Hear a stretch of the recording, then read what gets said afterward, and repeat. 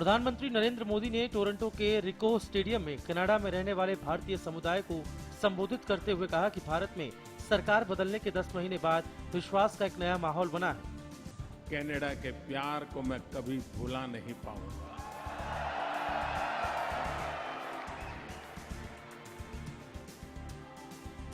आजकल तो विमान की सेवाएं इतनी अच्छी हो गई हैं कि 15, 17, 20 घंटे में आप भारत से कनाडा पहुंच सकते हैं। लेकिन भारत के प्रधानमंत्री को आने में 42 साल लग गए।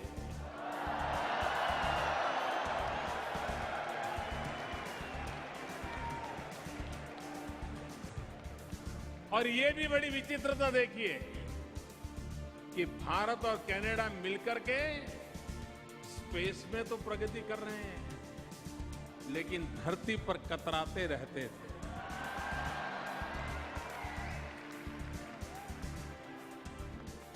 जो बात 42 साल बीत गए, उसको मैंने 10 महीने के भीतर भीतर कर दिया।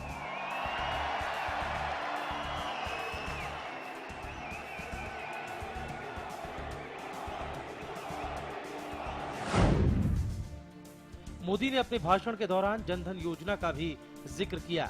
उन्होंने कहा कि मौजूदा सभी समस्याओं का समाधान विकास में निहित है।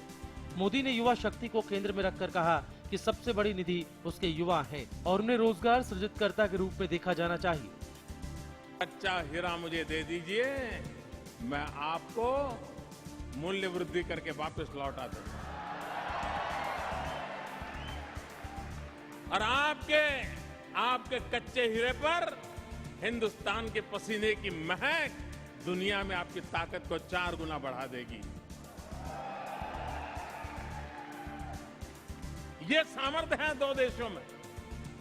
इन सामर्थ्य को जोड़ने का एक नया युग आज प्रारंभ हुआ है।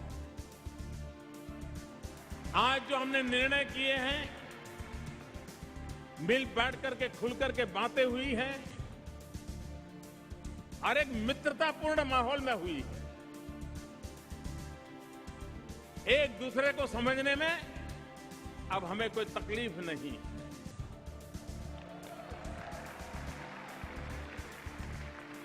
और इसलिए मैं आपको विश्वास दिलाता हूं, इंडिया और कनाडा का ये संसार बहुत लंबा चलने वाला है।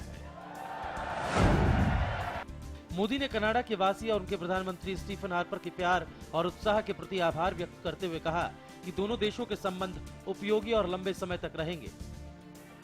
मैं कनाडा के प्रधानमंत्री, कनाडा की जनता, उनका हृदय से धन्यवाद करता हूं। जिस प्रकार से कनाडा ने मेरा स्वागत किया है, सम्मान किया है, जिस उमंग और उत्साह के साथ उन्होंने अपने प्यार को प्रकट किया है, मैं इसके लिए प्रधानमंत्री जी का और कनाडा का हृदय से बहुत बहुत धन्यवाद व्यक्त करता हूं।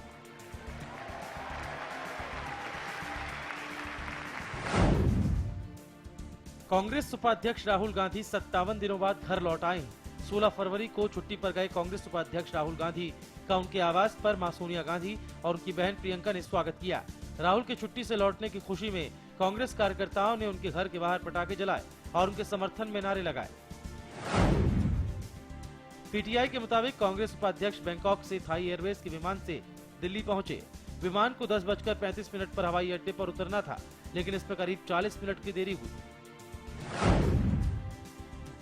कांग्रेस अध्यक्षा सोनिया गांधी 11 बजे राहुल गांधी के 12 तुगलक रोड स्थित आवास पर गईं और उसके तुरंत बाद ही उनकी बेटी प्रियंका भी वहां पहुंची।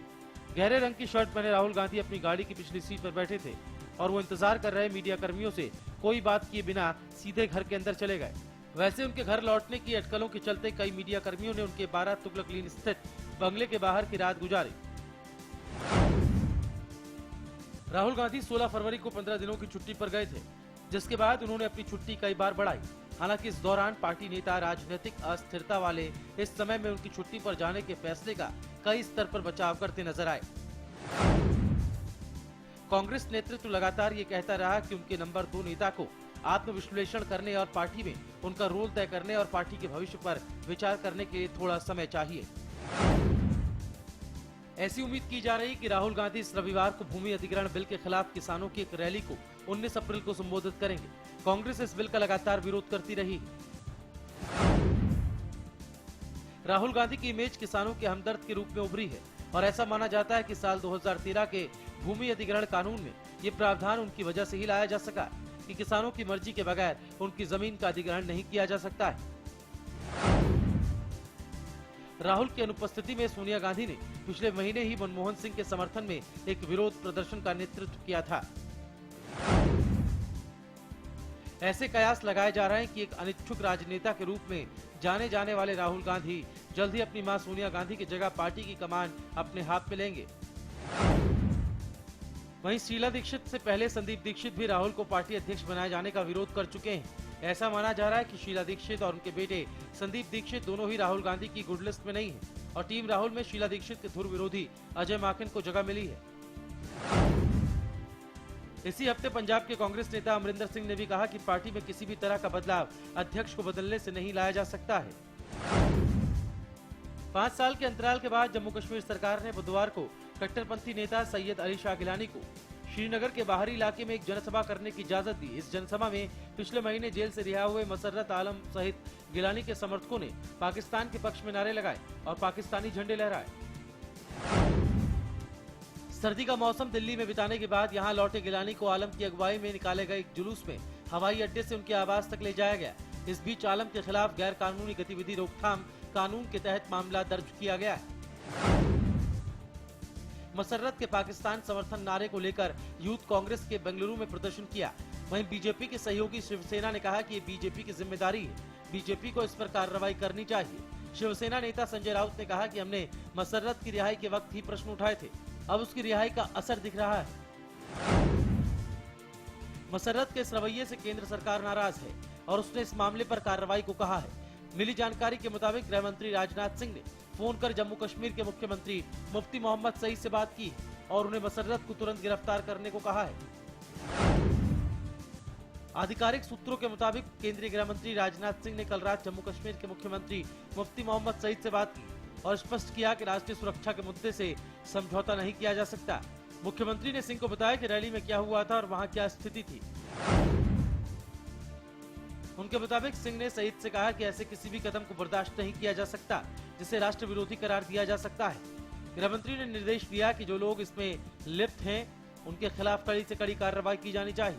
5 साल के अंतराल के बाद जम्मू कश्मीर सरकार ने कल गिलानी को रैली करने की अनुमति दी थी, जहां जेल से पिछले माह रिहा हुए मसर्रत आलम समेत उनके समर्थकों ने पाकिस्तानी समर्थक नारे लगाए और अन्य ने पाकिस्तानी झंडे लहराए। जम्मू कश्मीर में पीडीपी के गठबंधन सहयोगी बीजेपी ने इस घटना पर कड़ी प्रतिक्रिया जाहिर की है। केंद्रीय गृह राज्य मंत्री किरण रिजिजू ने कहा कि राज्य सरकार से कहा गया है कि कानून तोड़ने वालों पर कार्रवाई की जाए। सिर्फ हंगामे से नहीं होता मुद्दों का हल, शोर में दब जाता है सच। हर मुद्दे पर दीजिए अपनी राय। हम आपकी आवाज को बनाएंगे हरियाणा की आवाज। देखिए हरियाणा की आवाज सुबह 8 बजे और शाम 4 बजे। Largest campus, more than 1800 students, well-equipped workshops and labs, advanced courses, more than 30 PhD holder and experienced faculties. For more information, log on our website. Contact us for admission. Arni University, bringing ambition in life.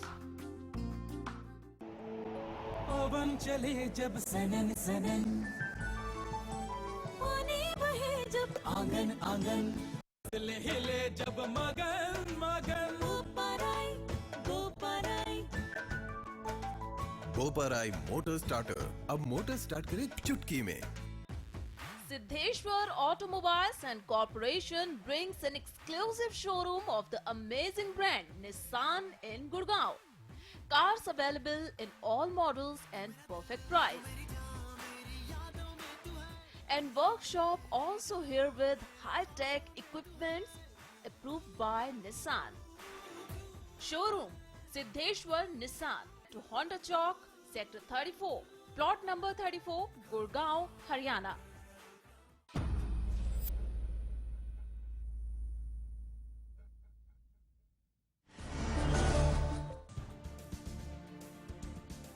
IAS अधिकारी SN Roy पर यौन शोषण मामले में पीड़ित महिला ने Haryana news से खास बातचीत में एसआईटी के गठन पर असंतोष जाहिर करते हुए कहा कि उन्हें इंक्वायरी नहीं बल्कि एसएन रॉय पर एफआईआर चाहिए।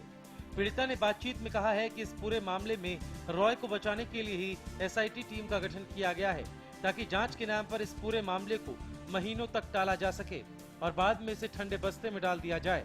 वहीं पीड़िता ने अपनी जान को खतरा बताते हुए ये भी कहा कि छुट्टी पर भेजे जाने के बावजूद रॉय इस जांच को प्रभावित कर सकते हैं और अब पीड़िता इस पूरे मामले को लेकर हाईकोर्ट का दरवाजा खटखटा सकती है। उनको बताया कि एक नॉर्मल आदमी के लिए पहले एफआईआर होती है क्रिमिनल केस में, लेकिन एसएन रॉय जी के लिए ऐसा क्यों है कि जी पहले इंक्वायरी हो। मैं शुरू से कह रही हूँ कि मुझे एफआईआर चाहिए, पहले एफआईआर हो फिर इंक्वायरी हो, मेरे बारे में भी उनके बारे में भी। तो अब मैं यही बोल के आई हूँ, राज्यपाल जी ने कहा बिल्कुल ये क्रिमिनल केस है और एफआईआर होगी। मेरा नेक्स्ट कदम रहेगा कि मैं हाई कोर्ट में डालूं इसको। बाहर जाती हूँ मुझे ऐसा लगता है जैसे कोई फॉलो कर रहा है, बिल्कुल मुझे इनसे डर है, ये बिल्कुल मुझे इस चीज का है और मैं प्रोटेक्शन भी चाहूंगी, आगे मैं मांग भी करूंगी इस चीज की।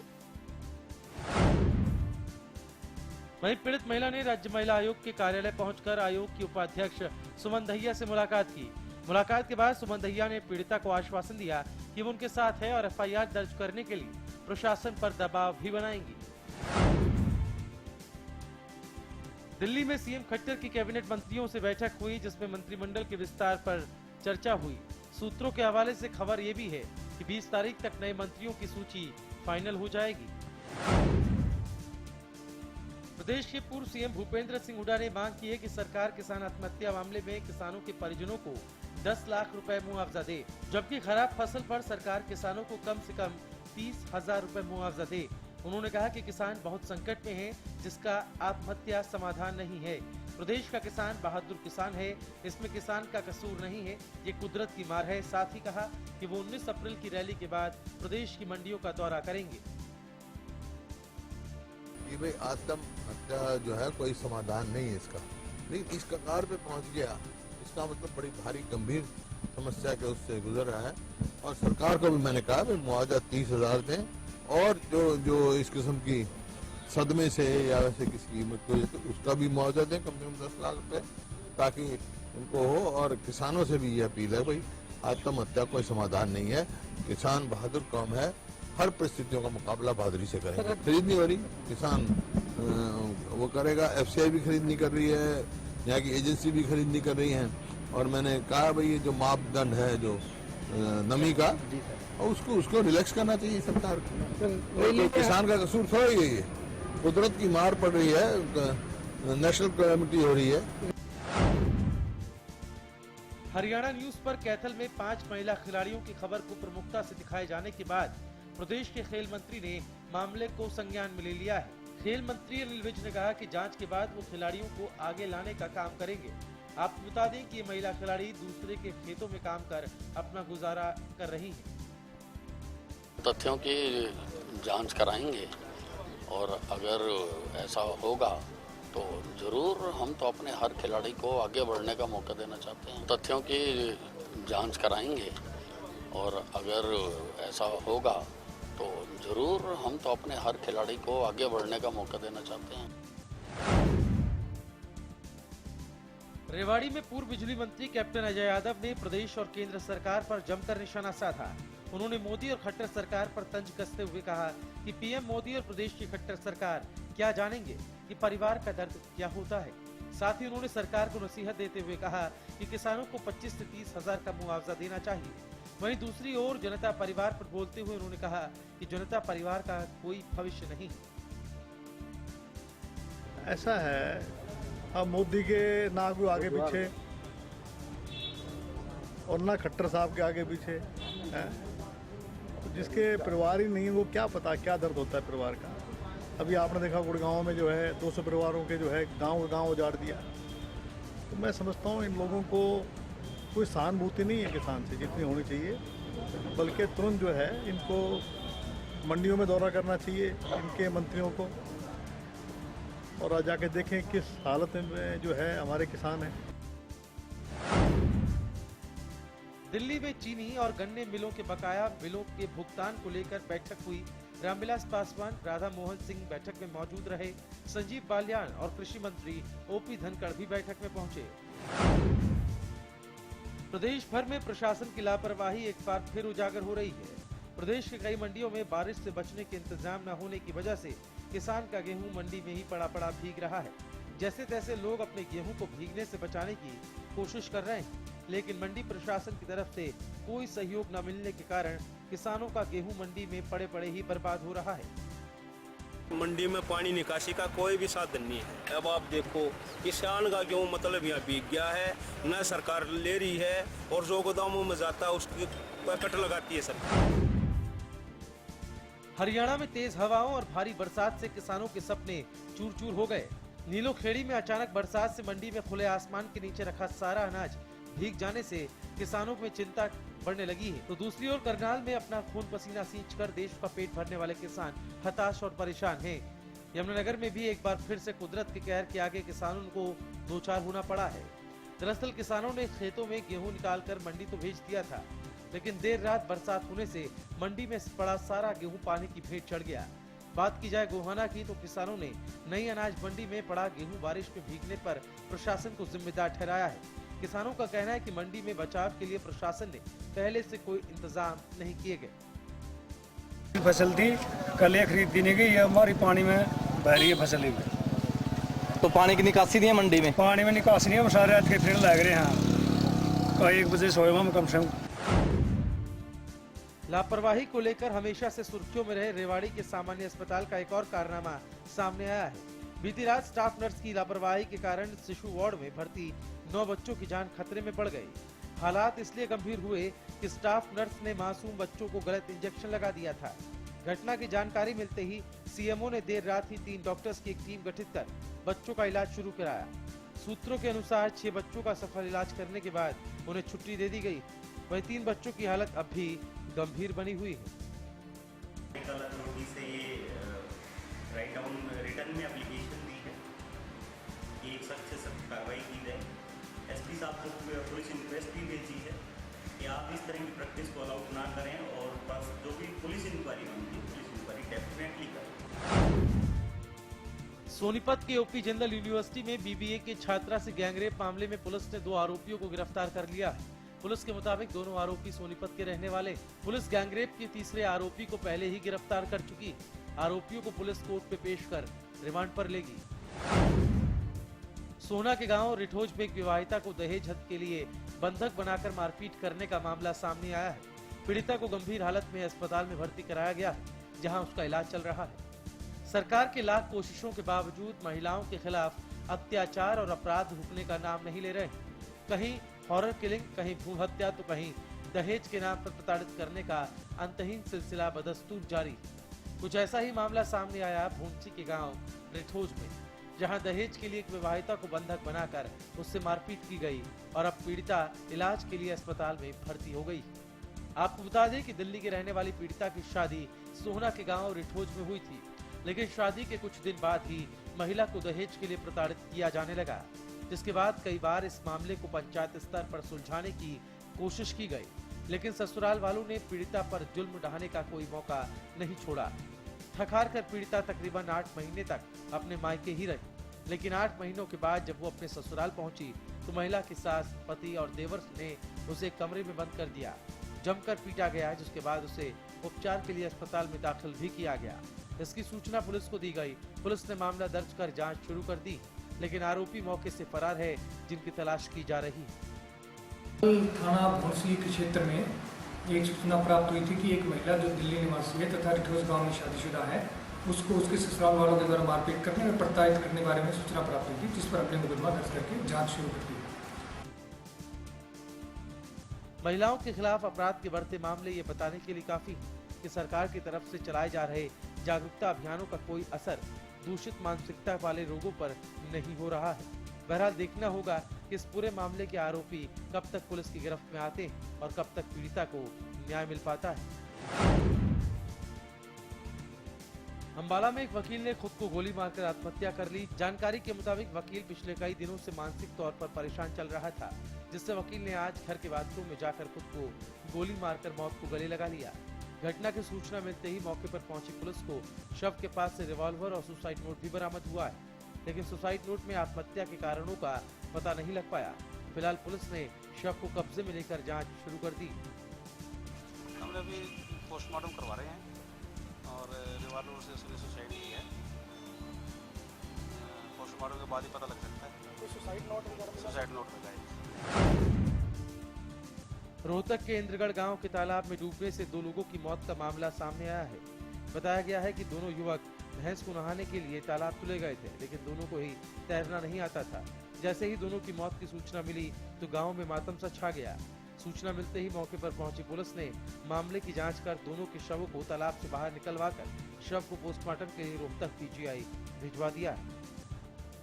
सतवीर है, भैंस पानी पियाने गया हुआ था, तो वहाँ जैसे वो भैंस निकालने के लिए अंदर चला गया तो तालाब थोड़ा गहरा था, तो अंदर तालाब के बीच में चला गया और उसको तैरना नहीं आता था। वो उसको वो है जैसे वो डूबने लगा तो उसका साथी वो था पूर्णमल, उसको बचाने के लिए गया तो वो भी बीच में ही दोनों, पता नहीं उनको तो तैरना नहीं आता था, दोनों का वहाँ पानी ज़्यादा था, गहरा था और वो पानी में डूब गए, उनकी डेथ हो गई।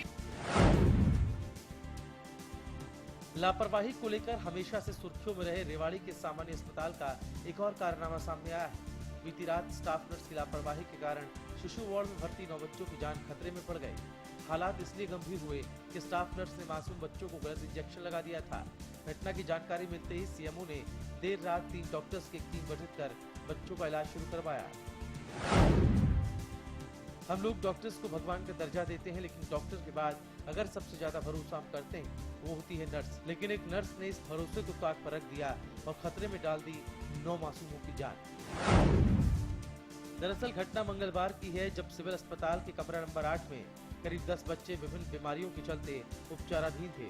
ड्यूटी पर मौजूद स्टाफ नर्स सरला ने गलत तरीके से बच्चों को इंजेक्शन लगा दिया। कुछ ही देर बाद सभी बच्चों की तबीयत अचानक बिगड़ गई। लगभग सभी को उल्टी और तेज बुखार हो गया। घटना का पता चलते ही सीएमओ डॉक्टर आनंद स्वरूप गुप्ता तक पहुंची। सीएमओ ने मामले की गंभीरता समझते हुए तुरंत डॉक्टर महिपाल, डॉक्टर मनोज और डॉक्टर विशाल की ड्यूटी इलाज के लिए लगाई। आनंद फानंद में तीनों डॉक्टर्स ने इलाज शुरू किया, जिसके बाद सुबह तक बच्चों की हालत में सुधार हो सका। इनमें से 6 बच्चों को उपचार के बाद छुट्टी दे दी गई। वहीं 3 की हालत अब भी गंभीर बनी हुई है। उपचार करने वाले डॉक्टर्स ने भी स्टाफ नर्स के खिलाफ अनुशासनात्मक कार्रवाई की मांग की। वहीं परिजनों ने गोकल गेट पुलिस चौकी में नर्स के खिलाफ शिकायत दी।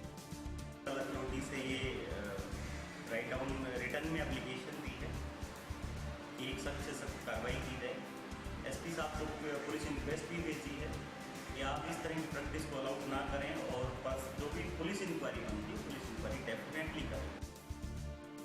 इस घटना ने एक बार फिर ये साफ कर दिया है कि किस तरह सरकारी अस्पतालों में मरीजों की जान से खिलवाड़ किया जाता है। नारनौल के राखी गढ़ी गांव से 5000 साल पुरानी हड़प्पा सभ्यता से संबंधित कब्रगाह से 4 कंकाल मिले।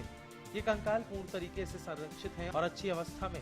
पुरातत्व विशेषज्ञ इस बात से उत्साहित हैं कि अगर फॉरेंसिक वैज्ञानिक इनकी हड्डियों से इनका डीएनए ले पाने में सफल हुए तो विश्व की प्राचीनतम सभ्यताओं में से एक सिंधु घाटी सभ्यता की कुछ और परतें खुल सकेंगी। से 4 शव वहाँ पे मिले हैं। वो फॉरेंसिक साइंस सेवल यूनिवर्सिटी के साथ हम लोग उनकी डीएनए लेना चाहते हैं। डीएनए से हमको ये पता कर सकते हैं कि ये लोग है कौन, ये लोग है कौन। इसकी सैंपल्स हमने ले लिए हैं जो कि अभी टेक्निकल कॉलेज में भेजे जाएंगे। वहाँ से उनके एनालिसिस होके हम बता सकते हैं कि ये लोग है कौन, इनका रंग कैसा था, चेहरा कैसा था, बालों का रंग कैसा था, आंखों का रंग कैसा था, ये चीजें हम कह सकते हैं।